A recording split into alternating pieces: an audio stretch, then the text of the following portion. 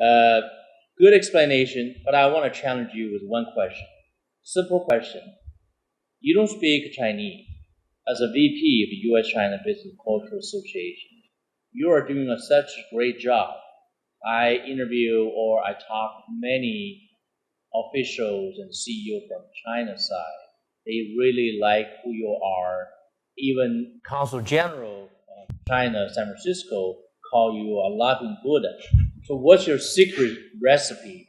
How are you going to facilitate such a high caliber event and organization affairs, but you don't speak a word of Chinese?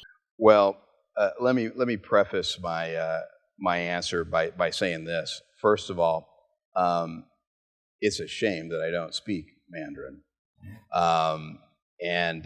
That said, it's true.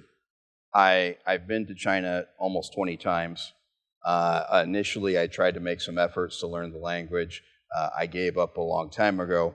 The way I butchered it was just disgraceful. I was just too embarrassed to continue. When I go over there, one of the things that really impresses me is how many young Americans I run across, the millennials, and how fluent they are in Mandarin, which gives me hope of the future. One of the comments I made in a speech at a Chamber of Commerce convention, I was the director of international business development for the Lodi Chamber of Commerce for a number of years, and I made the statement, there's something wrong if our international business consultant guy doesn't speak a second language. What does that say about me? Because the truth of the matter was, pretty much in the room, I was the most qualified guy to do the job. I'm not patting myself on the back, but it's just the reality. I knew what I was doing comparatively to the other folks in Lodi. But when you look at international businessmen coming from other countries, whether they come from China or from Europe, these international traders, they speak 5 or 6 languages. That's where we need to be, the United States. The fact that I don't speak Mandarin is not something that I'm proud of. But that all being said, truth is I have been able to navigate these waters without speaking Mandarin. And that also says a couple things. Hopefully it communicates to Americans that the fact is you don't have to speak Mandarin to do business in China.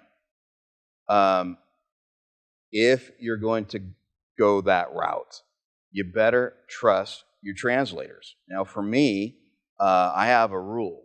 I will not enter into any business negotiation meetings unless I have my translator, who I know quite well. Quite often, we both know that happens to be you. So I have a lot of trust in whether it's you or somebody from your team that you assign to me, that they have my best interests in mind and that they also understand my style. And when they're translating for me, that they not only get the words, but the overall message and the feelings behind those words. And that can be difficult, but it can be accomplished. You know, the secret sauce to this citizen-to-citizen diplomacy is understanding that language, the spoken language, is about this much. What really comes through when people are communicating is feelings. And that transcends language. If you go with an open heart and you're transparent in what you're trying to accomplish, the translators are available and you can get the job done. Is it the optimal way to do it? No. It would certainly be better if I was fluent in Mandarin. That would be a home run. But I'm not. And yet, and I kind of think as the vice president of the U.S.-China BCA, I sort of represent the U.S. side. I'm probably a pretty good representative of the majority of businessmen and women that are interested in doing business in China, they typically don't speak Mandarin. Well, guess what? The VP of the U.S.-China Business and Culture Association doesn't speak Mandarin, and I facilitate business for myself and others successfully without it. Thank you. You explained my challenge questions beautifully. I understand. I heard a couple keywords. Even though you don't speak Chinese, but your positive attitude, your heartfelt willingness, and also more importantly, your action. You want to bring the mutual benefits to both parties. As a VP, I think you're doing a fantastic job. And on the other side, if I can ask you in the public eyes, what's your personal goal in the next couple of years? And what is U.S.-China BCA's role in the next couple of years in your eyes, since you're dealing with a mainstream of American side? And can you shine a light on that? Well, on a personal level, and you know my father very well, on a personal level, my focus for the next couple of years is transitioning our family vineyard. My dad is 85 years old and has had a stroke. My goal in the next couple of years is to do some improvements to the family farm that my father can see and participate in. And I want, as far as for the U.S.-China Business and Culture Association, which is something that my father actually enjoys seeing the things that we're doing, I would like, within the next couple of years, while my father still is able to enjoy watching what we do, is accomplish some of these goals that we have. Specifically, we've done a lot in the agriculture area together. That has been pleasurable and rewarding. The next level, in the next couple of years, what I'm focusing much more of my attention on is what your last guest was talking about, the Barry Morrow's Rain Man Fund. And this is going to be a big percentage of my time as far as on the U.S.-China Business and Culture Association side, making this idea of helping autistic children in China and throughout the world, these ideas that Barry has, making those a reality. So that's, the U.S.-China Business and Culture Association, it's our job to do the heavy lifting behind the scenes. So it's not normal for us to be, or at least for me, to be with the lights and camera. I prefer to be behind the lights and camera. But there are some real things that need to be done. And I think in the next 2 years, we're going to look back and be amazed at how far we've moved the needle in mutually beneficial technology transfer. And in this case, helping kids. The U.S. BCA has got many projects going on, but the one that's most exciting to me is this autism project that we have going on. Well, you share many touching moments with me. Let me ask you the most difficult question for this show now. Okay. You've been in China for 20 times. Which city is your favorite city and why? Ooh. Okay, well,